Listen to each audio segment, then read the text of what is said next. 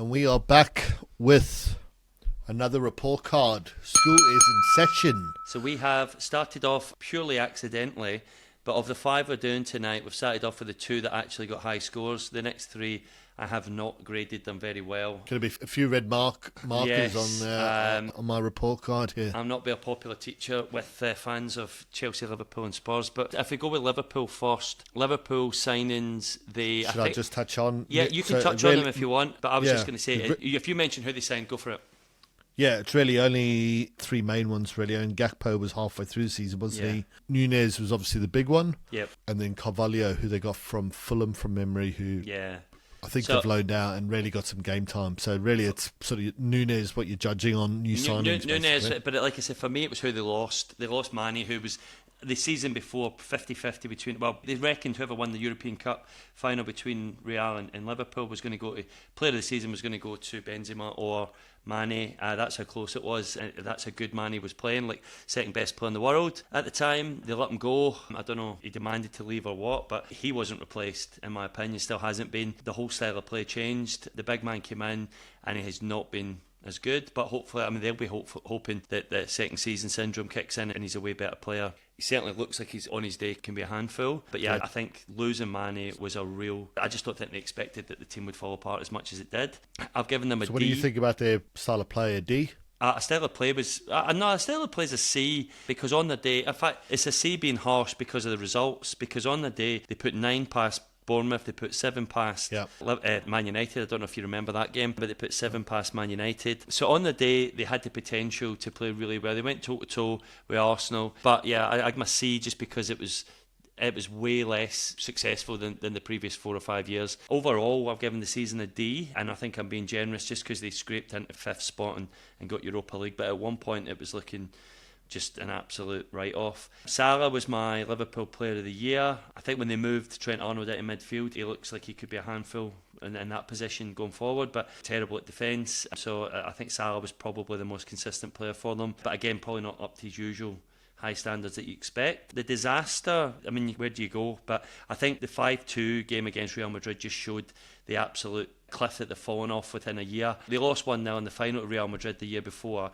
but probably were worthy at least a draw in that game, maybe even with a better team. And Courtois was easily man of the match that game. Whereas this time, at home, 2-0 up, they got absolutely dismantled to show that they were nowhere near the level that they have been for the last few years. So I think that was a real reality check for them, and that was my disaster of the season for them. As far as signings are concerned, they definitely still need to replace Mane, and now they need to replace Firmino. 2 prongs of that amazing treble up top that they had are gone. Probably... was it the right time did they cash in on Mane? That it was Firmino time up anyway, but those need replaced properly, and they need a full new midfield. So, and we'll talk on that later about signings and stuff, that they are working on revitalising the midfield, getting rid of a few old ones and bringing in some new ones. But that whole midfield was pretty poor last year, so I would be replacing that, and I'd probably have one eye on new right back if you're going to play Trent Arnold in midfield. So that would be where I'd go to. But again, money talks, and how much money have they got to fill all those holes? Yeah, well, they were saving a lot of money. I think fans obviously getting a little bit annoyed because they saved, apparently they didn't sign really anyone outside of Nunez last year off the back of coming close to the quadruple. Only signed Nunez. The whole idea is they were saving cash to then go and buy Bellingham, and then figured out they needed 5 new midfielders and they couldn't splash out in Bellingham. So I think the fans are obviously in it, and that's been a club that's been so well run, but I think for a long time. But I think if someone had told, I think if they had a crystal ball and someone had told them they were going to get 52 million for Henderson and Fabinho, I think they might have stayed in the race for Bellingham. It looked like Bellingham was always going to pick Real Madrid anyway, but I think they might have stayed in the race a bit longer if they thought they were going to get 52 million for those 2 duds who are now way past their prime. But they probably thought the money was too rich. Well, I'll go through it. Style of play, I'll give them a C. They just lack the intensity of the mentality monsters that Klopp love to rave about. Yeah, I do have a cookie monster this year. Yeah, exactly. Dirty cookie monsters. I dare say that they probably had a little bit of justification with playing 60 plus games the season before. Every game they could have played the season before they played, to then have a relatively ageing midfield, to then have a short window because of the World Cup, the dirty World Cup in Qatar. to then... The fact he's played the same 11 for 4 or 5 years didn't help either. You know what I mean? With very little changes. You got an injury-prone Thiago, and then you've got everyone basically just looked off it. But between that, they did show signs of old Liverpool. Trent Alexander at the end of the season coming to midfield looked a bit more exciting, and they did have results like 7-0 against United, 9-0 early on in the season against Bournemouth, where they showed and looked like they were the old Liverpool. New signings, basically given a C. Núñez looked great in terms of getting in positions. Obviously could have done with actually finishing off a couple more. Gakpo, for the value for money, looks sort of promising. I think he's a good signing, yeah. Yeah, and obviously they've loaned Carvalho. One of my favourite things with the Liverpool was the debate of Haaland versus Núñez and how it lasted all of 2 minutes. Like, who's going to score the most goals? Who's going to be the best signing? Especially when they had Paddy the Baddy. Yeah. He's I think most Scousers would have backed themselves. They got a good one. I think if they had a head on their shoulders, they would have said Haaland, but look, they're obviously going to back their team. But it's just amazing how quickly that went from being a natural conversation to just laughing. It was literally about like 2 weeks, and everyone was like, "This guy's a robot," and the other one's just it's going to need a while. Yep. So progression, they got an F because they certainly went backwards big time this year. Yep. Best result goes without saying. Worst result, actually, this is the game thereafter. 1-0 against Bournemouth, they lost. So to think this is basically a story of their season, good or couple of good results, think they're going to hit momentum and then beat United 7-0. What do? They go and lose against Bournemouth, who they beat 9-0 the season before. Just sucks all the... It sucks all their life out of there, trying to gain that momentum. That probably, again, when you think about, I think they went on a 5-game win streak thereafter. To think that just little results like that, they could have actually crept into the top 4.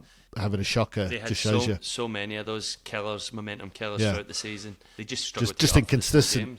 Just so inconsistent. So, moment of the season, I thought about Bobby Firmino saying goodbye, which, as you pinpointed earlier, was the sign that the big three are definitely long gone. But I'll probably go with the Jota's goal against Spurs, just because I've got a bone to pick with Richarlison, and the fact that he had 2 disallowed goals before. The third goal he scores is also disallowed. Obviously takes his shirt off, does the pigeon.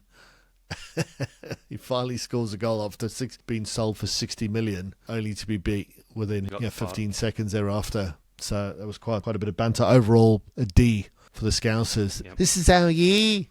Maybe this year. Who do they need? Well, mate, at this rate, they probably need about 15 midfielders, because the guys on the fringes a couple have been loaned out, and they're selling the old trio. So when you think they probably needed a couple, at least 2 or 3, to then sell Henderson, Milner, and Fabinho looks like it's back on. Keita's gone as well. Keita, I mean, he was probably non-existent, and he's probably been the worst signing under Klopp's famous for changing or turning £30 million players into £80, £90 million players.